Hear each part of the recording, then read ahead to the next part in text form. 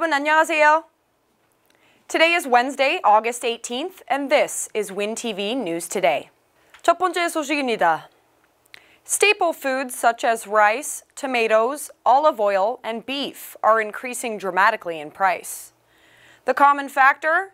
The impact of climate change resulting in diminished yields and a continued upward trend in food prices on dinner tables around the world. 전 세계적인 이상 고온 현상이 지속되고 농작물들의 작황이 좋지 않으면서 가격이 급등하고 있습니다. 쌀밥, 토마토, 올리브유, 스리라차 소스, 쇠고기 등 전 지구를 덮친 이상 기후로 인해 세계에는 식탁마저 위협받는 형국입니다. 세계 주요 농산물 산지마다 가뭄이나 폭우로 흉작인데다 러시아, 우크라이나 전쟁과 보호무역으로 공급마저 차질을 빚으면서 향후 전 세계의 식탁 물가는 계속 고공행진할 것으로 보입니다. 올리브유의 경우 지중해 지역을 덮친 가뭄으로 스페인 올리브 생산량이 56% 감소한 상태입니다. 토마토는 인도의 폭염과 5, 6월 조기 몬순으로 인해 흉작이 돼 6개월 동안 가격은 445% 폭등하고 있습니다. 쌀의 경우도 마찬가지입니다. 세계 최대 쌀 수출국 인도에서 조기 몬순 현상으로 생산량이 줄자 비바스마티 백미 수출이 금지됐고 폭우로 인해 중국 동북 지역의 쌀 경작지 피해가 막심합니다.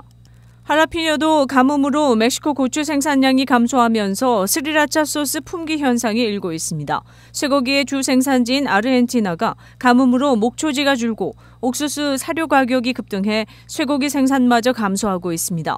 밀의 경우도 마찬가지입니다. 전쟁으로 우크라이나 밀 생산량이 10% 감소했으며 가뭄으로 아르헨티나 밀 생산량도 48%나 감소한 것과 아울러 중국에선 폭우로 생산량이 감소했습니다. 마지막으로 설탕인데 폭염 등으로 인도, 태국, 유럽연합의 사탕수수 생산 감소로 인해 가격이 급등하는 추세입니다. 이렇듯 전 세계인들의 식탁에 놓일 농산물들이 하나같이 이상기후로 인한 흉작이 되면서 식탁 물가는 계속 오르는 추세입니다. WinTV 뉴스투데이입니다. According to data released by the U.S. Department of Commerce on the 16th, new housing construction increased by 3.9% in July from the previous month, while the number of new housing permits showed a marginal change, with an increase of 0.1%. 16일 상무부가 발표한 월간 주택건설 현황 자료에 따르면 7월 주택 착공 건수가 전월보다 3.9% 증가한 145만 2천 건을 나타냈습니다. 월스트리트 저널도 이와 비슷한 145만 건을 전망한 바 있습니다. 주택시장의 흐름을 가늠할 수 있는 지표인 신규 주택 허가 건수가 전월보다 0.1% 증가해 144만 2천 건으로 집계돼 보합세를 보인 것으로 알려졌습니다. 올해 기준주택의 공급 부족으로 올 들어 신규 착공과 허가 신청이 늘어난 추세를 보여왔습니다. 고금리의 장기간 지속으로 인해 과거 저금리로 장기주택 대출을 받은 기존 주택 보유자들이 집을 내놓고 새 집으로 이사하는 것을 주저한다고 전문가들은 분석하고 있습니다. A Chicago area woman recently shared her Lyft ride scare that caused her to jump out of the moving rideshare and run to a nearby gas station. While Lyft says the incident was caused by a miscommunication due to language barriers, it is still under investigation by police.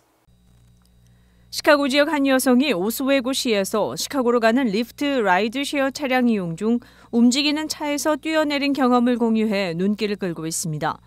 칼레나 파우스트는 차에 올라탄 순간부터 뭔가 이상한 점을 느꼈다고 말했습니다.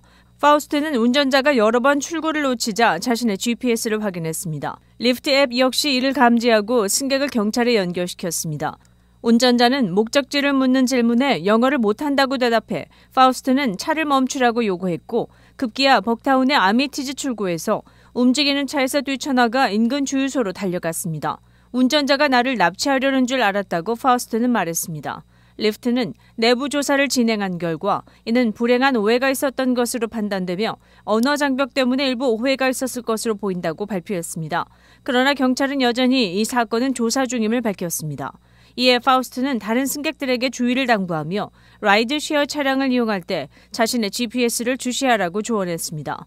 리프트는 승객이 안전하지 않다고 느낀다면 앱에서 Share Ride Details 버튼을 눌러 실시간 위치를 연락처와 함께 공유하고 경찰서에 연결할 수 있으며 Report Safety Problem 옵션도 있다고 덧붙였습니다.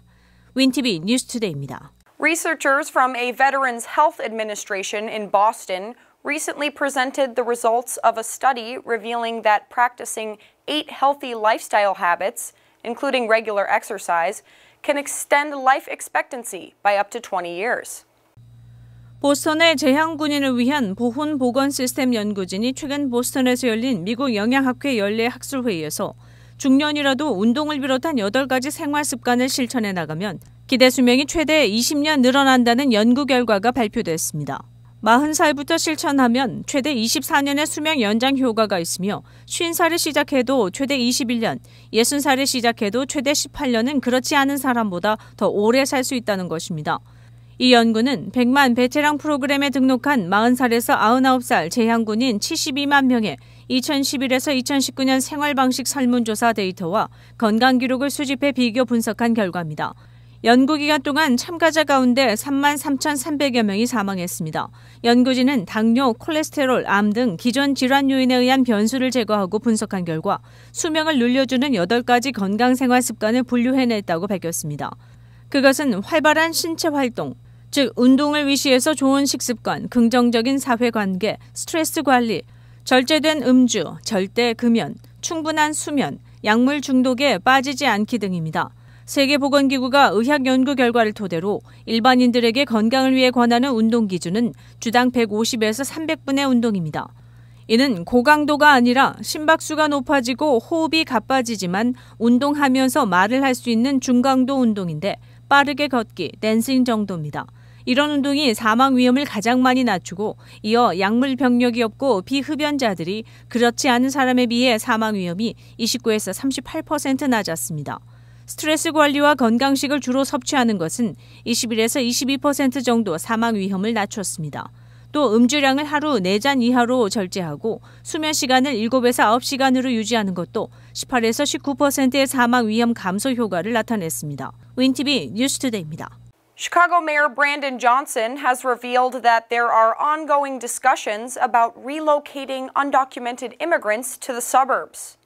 Mayor Johnson will discuss this with Cook and surrounding county officials in the coming weeks.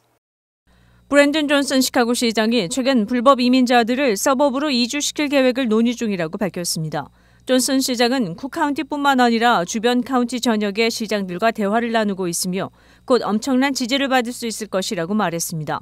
존슨은 앞으로 몇 주 동안 논의가 지속될 것이며 이민자들을 돕기 위한 노력의 결실이 맺어지기 시작할 것이라고 덧붙였습니다. 지난 한 해 동안 약 12,000명에 달하는 이민자들이 남부 국경에서 시카고 지역으로 들어왔습니다. 이들은 현재 경찰서를 비롯해 YMCA, 델리 칼리지 건물 등에서 주거하고 있는 상태입니다. 일리노이주 이민자위원회 측은 이민자들이 서버브로 이주할 경우 무엇이 더 필요한지를 설명했습니다. 위원회는 서버브에서 시카고로 이어지는 메트라 등의 대중교통이 없을 경우 추가적인 전략이 필요할 것이라고 말했습니다. 또 위원회는 이민자들이 항상 충분한 음식을 공급받지 못하고 있으며 10대나 성장하는 아이가 있는 가정의 경우 문제가 된다고 강조했습니다. 존슨 시장은 시카고는 이민자들이 오기 원하는 도시가 될 것이라며 피난처를 찾고 있는 사람들에게 존엄성을 제공하기 위해 법과 시스템을 구축하는 데 최선을 다하고 있다고 말했습니다. 지금까지 시카고 납세자들은 이민자 주거를 위해 $9,400만 달러를 투입하고 있는 것으로 알려졌습니다. 윈TV 뉴스투데이입니다. United Airlines is sending a flight from O'Hare International Airport to Maui today, the 14th, with over 24,000 pounds of supplies to help those recovering from the devastating wildfires. The flight will then take passengers who have been stuck in Maui since the blaze began back to the mainland. 하와이 마우이 섬 산불로 인한 사망자가 향후 200명까지 늘어날 수 있다는 우려가 제기됐습니다. 15일 AP와 CNN에 따르면 조시 그린 하와이주 지사는 전날 인터뷰에서 이번 화재는 비극을 넘어서 비극이라며 앞으로 10일간 사망자 수가 2배로 늘 수 있다고 말했습니다. 마우이 카운티 관계자는 이날까지 사망자 가운데 4명의 신원이 확인됐다며 유족들에게 이를 통보한 뒤 명단을 공개할 예정이라고 전했습니다. 이를 위해 이동식 영안실 차량 부대가 마우이 섬 피해 현장에 도착했습니다. 응급대응팀 관계자는 희생자 시신의 수가 너무 많아 엄청난 인내력과 끈기가 필요할 것이라며 아주 힘들고 어려운 임무가 될 것이라고 말했습니다. 현재 산불 피해 지역의 32%에서 수색이 진행됐으며 주말 즈음에는 85에서 90% 정도 수색을 마칠 수 있을 것으로 예상됐습니다. 하와이 당국은 피해가 가장 극심했던 라하이나 주민들이 다시 돌아올 수 있도록 허용했지만 구경꾼들이 몰려와 구조대원들 활동을 방해하고 유골 등이 밟힐 수 있다는 위험에 방문을 다시 금지했습니다. 그린조 지사는 라하이나의 참혹한 현장을 직접 걸어 들어가 보겠다는 사람들이 많다면서 그러나 그럴 경우 그들은 뼈더미 속에 들어가는 거나 마찬가지라고 말했습니다. 특히 잿더미 속에서 육안으로 구별하기 어려울 정도로 화재로 인해 시신이 심하게 훼손된 것으로 알려졌습니다. 하와이 당국은 유가족을 상대로 실종자 가족지원센터를 방문해 DNA 샘플을 제공해달라고 거듭 당부했습니다. 이런 상황에서 이번 주말 다시 강한 폭풍우가 예보돼 있습니다. 현지 당국은 남아있는 건물이나 시설도 모두 현저하게 약화돼 있다며 단기간이라도 미리 대피령을 또 내려야 할지를 검토 중이라고 전했습니다.